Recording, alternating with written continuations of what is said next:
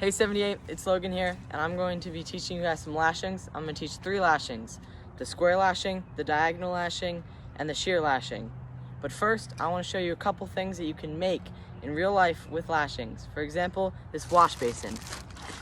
So, to make something like this wash basin, it's really simple. I just use a tripod lashing, paper bag, and a couple clove hitches. Also, if you build this on a bigger scale, then you can have a shelter, sort of a teepee. Another thing that you can make is a tent. Now, this is a really simple tent, but I made it with a shear lashing and a pole. And there you go. It's a really simple, easy tent. Here, I made a tomahawk using the diagonal lashing, and it's really sturdy. It doesn't break, and that's one thing that you can make. This is a sort of utilities rack, and it can help you cook. It's made with 2 square lashings, and as you can see here, I have a little fire ring and a pot over it, so you can cook over that if you want. And then the last thing is an actual flagpole. This is made with 2 round lashings, and depending on how you make it, it can be pretty tall. So these are a couple things that you can make in real life with lashings. Anyway, the first lashing that I'm going to show you is the square lashing. So let's jump in.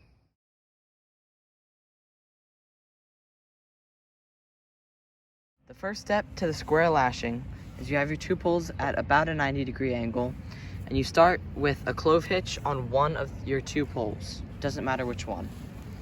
Your next step is going to start a pattern. So you take your end of your clove hitch and you go over the next pole, under the one after it, and then over. So you start this pattern of what's called over, under, over, under. As you can see, starts here, it goes up, underneath to the other side, and then back up. And you keep doing that. Those are called your wraps. After you've completed your wraps, you want to do 3 to 4. After you've completed them, you start what are called your fraps. Now, your fraps, you go around horizontally, and you want to pull really tight. And as you can see, what that does is that tightens the whole lashing. And you want to pull really tight. And what you get is you can see how it cinches in on your lashing, and it makes it really tight. That's not going anywhere. And then your last step is going to be to tie your clove hitch on the pole that you didn't tie your first one on. So I tied my first one on this one. I'm gonna tie the ending one on my other pole. And when you tie this last one, you wanna make sure that when you tighten it right up against your wraps. If you do it too far away, then it's gonna slip out and your whole lashing could come undone. That is a square lashing for you.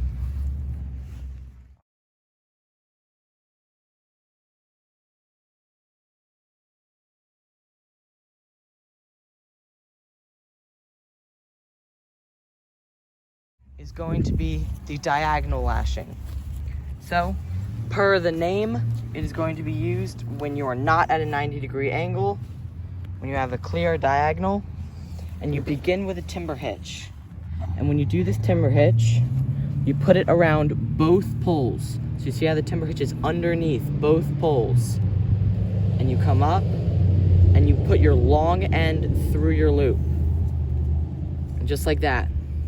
And you pull it down. So you have a timber hitch around both poles. Alright? And the next step here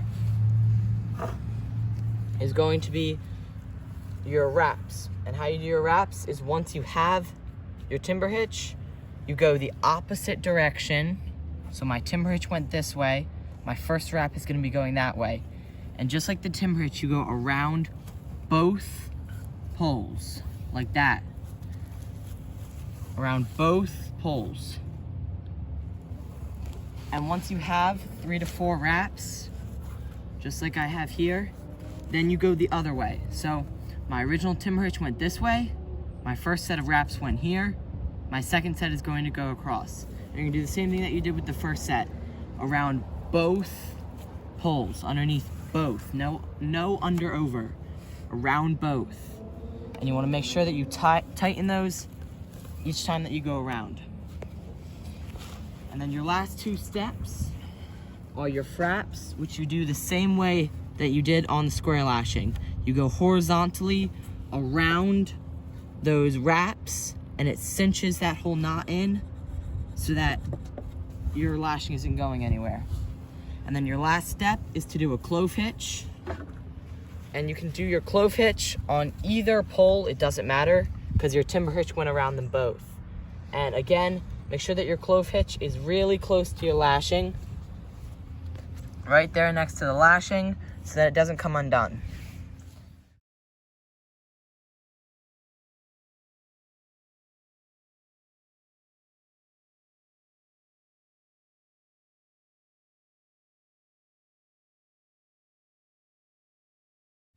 All right, our third one, and the last one that I'm gonna go over is the shear lashing.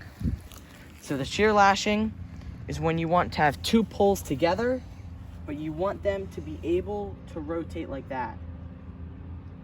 So you start with a clove hitch, just like you would on any of your other ones. You put it on one pole, it doesn't matter which one. And then you start your wraps. When you do your wraps, you simply go around both poles. It's kind of like you did with the diagonal, except they're next to each other. So you go around them both, and then you want to pull those tight. But leave a little bit of space in between, because you do want to have space for your wraps. If they're too tight, you're not going to be able to get your rope in there.